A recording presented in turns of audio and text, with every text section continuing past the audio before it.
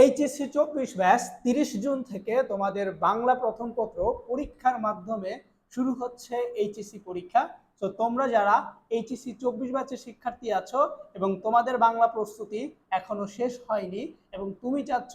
শেষ সময়ে যে অংশটুকু থেকে সৃজনশীল অবশ্যই আসে এবং সেখান থেকে কিভাবে আমার উত্তর করা উচিত এবং কিভাবে উত্তর করলে আমি ভালো নাম্বার পাবো, তো এই বিষয় নিয়ে আমি 28 তারিখ তোমাদের জন্য এডুকেশনাল লিডারশিপ পেজে আসতেছি রাত 7:30 ওই দিন আমরা তোমাদের বাংলার যাবতীয় গদ্য পদ্য উপন্যাস নাটক